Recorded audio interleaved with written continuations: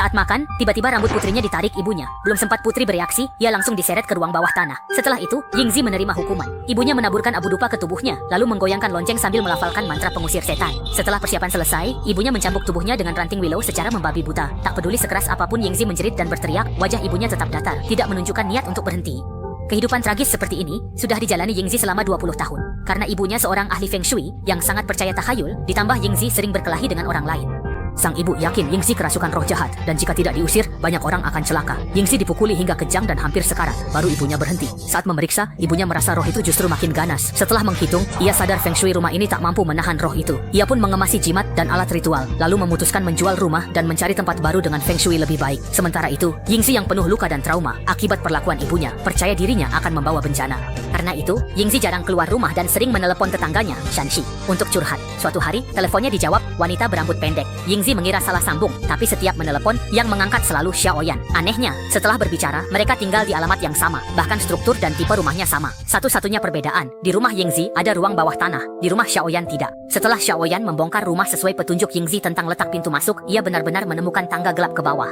Dengan hati-hati, Xiaoyan turun ke ruang bawah tanah dan menemukan kotak kardus tua berisi alat-alat feng shui milik sang master serta buku harian yang mencatat penderitaan Yingzi akibat ibunya. Ia juga menemukan foto Yingzi dengan tanggal yang sama seperti penulisan buku harian, yaitu tahun 1979. Yang mengejutkan, keesokan harinya Yingzi menelepon meminta pertolongan dan pengalamannya persis seperti yang tertulis di buku harian itu. Pada saat yang sama, ibu sang master feng shui berusaha mengusir roh jahat dari Yingzi dengan obor api. Menyadari semua ini, Xiaoyan pulang, mendapati ponselnya hilang, lalu mengambil telepon rumah lama. Sejak itu, ia selalu menerima telepon dari Yingzi. Mengingat buku harian dan telepon permintaan tolong tadi, semuanya mulai terhubung.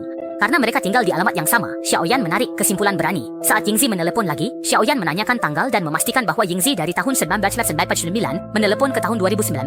Artinya, Xiaoyan di tahun 2019 berbicara dengan Yingzi dari 20 tahun lalu. Awalnya Yingzi ragu, tapi setelah melihat berita kecelakaan pesawat yang diramalkan Xiaoyan, ia percaya. Setelah itu, mereka menjadi sahabat yang saling terbuka dan memiliki latar belakang mirip, yaitu sama-sama kehilangan ayah sejak kecil. Saat itu, ayah Xiaoyan membeli rumah ini, tapi sebelum pindah, terjadi ledakan karena kebocoran gas. Ayah yang tidur siang meninggal demi melindungi Xiaoyan, sehingga gadis kecil berusia 8 tahun itu hanya mengalami luka bakar di kakinya. Sementara ibunya yang keluar membeli sayur-sayuran selamat tanpa cedera. Saat mereka berbicara, ibu Yingzi tiba-tiba mengetuk pintu. Ketika Yingzi keluar, ia tahu agen properti datang bersama keluarga Xiaoyan untuk melihat rumah. Yingzi segera menyapa Xiaoyan kecil, lalu kembali menelepon Xiaoyan. Suara ayahnya berbicara. Ia langsung menangis terharu hingga air matanya mengalir deras. Industri tertinggi. Namun sebelum Xiaoyan sempat bicara, Yingzi sudah lebih dulu mengungkapkan apa yang ada di pikirannya. 2 hari kemudian, Yingzi memanfaatkan kesempatan. Saat ibunya memberi makan ayam, Yingzi diam-diam keluar. Sampai di rumah Xiaoyan, ibunya memang pergi berbelanja tanpa mengunci pintu. Begitu Yingzi membuka pintu, perubahan besar terjadi pada Xiaoyan. Ponsel yang hilang muncul kembali, luka bakar di kakinya hilang, dan karena ayahnya masih hidup, ekonomi keluarga membaik. Rumah mereka berganti dekorasi. Xiaoyan menata rambut panjang yang modis, dan ibunya yang dulu sakit kini sehat. Namun, karena kini ditemani keluarganya, Xiaoyan mengabaikan persahabatannya dengan Yingzi. Setelah itu, Yingzi beberapa kali mencoba menelepon Xiaoyan untuk bicara. Namun, Xiaoyan tidak pernah mengangkat telepon. Ia sibuk makan dengan orang tuanya atau berbelanja, membuat Yingzi kesal. Xiaoyan bahagia, sementara Yingzi tiap hari masih dipaksa ibunya minum ramuan herbal. Saat Xiaoyan akhirnya menerima telepon, Yingzi langsung berbicara dengan nada kasar. Baiklah, apakah dia sudah sangat kuat untuk membalas kebaikan Yingzi? Xiaoyan mencari informasi tentang nasib Yingzi di internet. Ia menemukan berita bahwa besok Yingzi akan dibunuh oleh ibunya. Dalam berita itu juga tertulis bahwa ahli feng shui bukan ibu kandung Yingzi, melainkan ibu angkatnya. Karena telepon lintas waktu hanya bisa dilakukan dari pihak Yingzi, Xiaoyan hanya bisa menunggu diam-diam. Untungnya, keesokan harinya, Yingzi menelepon lagi. Dan Yingzi sadar dirinya akan menghadapi bahaya maut. Saat ibu angkatnya ke supermarket, ia melihat Shanxi meringkuk di pojok dan tahu Yingzi telah membakar kaki kirinya. Kata ibu angkat, roh jahat dalam tubuh Yingzi tak bisa dikendalikan lagi. Jika tak dihentikan, bisa terjadi pembunuhan. Malam itu, saat Yingzi tidur, ibu angkatnya mengambil pisau dari akuarium, masuk ke kamar Yingzi, dan menusuk selimutnya membabi buta.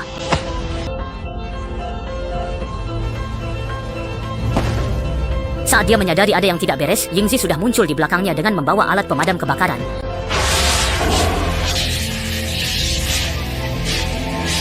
Kemudian Yingzi mengambil belati di tanah dan mendorong ibu angkatnya ke tanah. Hahaha. Anehnya, Yingzi tidak menunjukkan rasa takut atau gelisah tentang pembunuhan itu. Sebaliknya, ia tenang dan tersenyum sinis. Ini menunjukkan ia memang haus darah. Setelah itu, ia menelepon Xiaoyan, berbohong bahwa ia hanya berselisih paham dengan ibu tirinya dan tidak ada hal berbahaya, memberitahu Xiaoyan untuk tidak khawatir. Lalu Yingzi pergi, pertama ke restoran ayam goreng untuk makan, lalu ke toko pakaian wanita, membeli semua pakaian yang ia suka. Yingzi kurang paham soal memadupadankan pakaian tapi selalu antusias memakainya. Suatu hari tetangganya datang membawa stroberi hasil kebun untuk dicicipi. Karena pikirannya sibuk soal pakaian, Yingzi lupa berterima kasih dan malah meminta kakak stroberi membantu memilih pakaian. Ia langsung berlari ke kamar tidur, membuat kakak stroberi yang biasanya serius jadi canggung. Ia berniat menaruh stroberi di kulkas lalu pergi, tapi tak sengaja menjatuhkan kantong plastik hitam. Saat mengambilnya, ia melihat genangan darah lalu menemukan rambut dan jari di dalamnya hingga ketakutan dan terjatuh.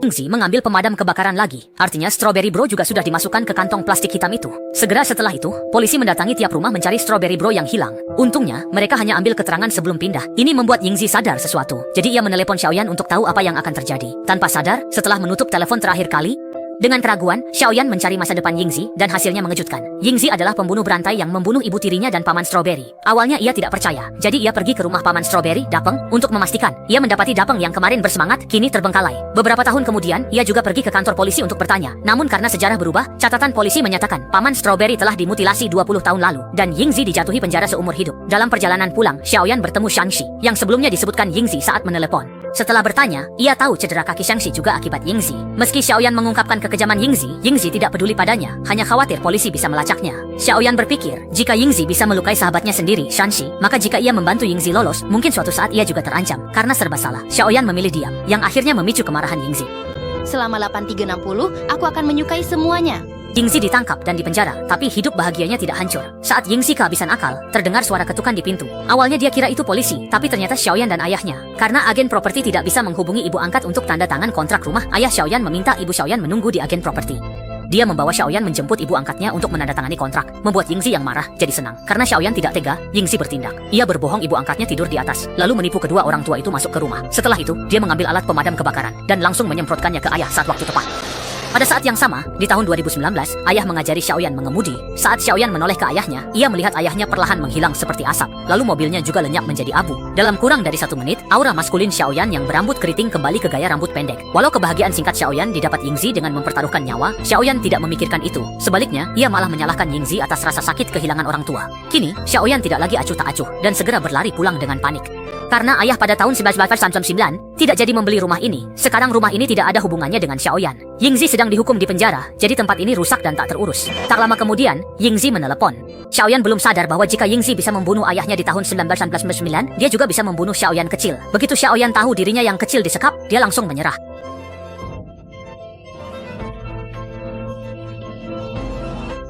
Orang itu segera mencari berita dan tahu ada pemulung yang menemukan senjata pembunuhan. Polisi menemukan Yingzi lewat DNA di pisau itu. Tapi karena dia tidak tahu di mana pemulung itu tinggal, dia pun merencanakan sesuatu. Setelah itu, dia mencari banyak berita dan akhirnya tahu ada rumah kaca yang meledak pukul 5 sore hari itu. Maka dia berbohong, mengaku pemulung itu sudah kembali ke rumah kaca pukul 5, berusaha menjerumuskan Yingzi ke kobaran api. Namun, karena waktu yang dilaporkan media berbeda, saat Yingzi hendak masuk ke rumah kaca, ledakan sudah terjadi lebih awal.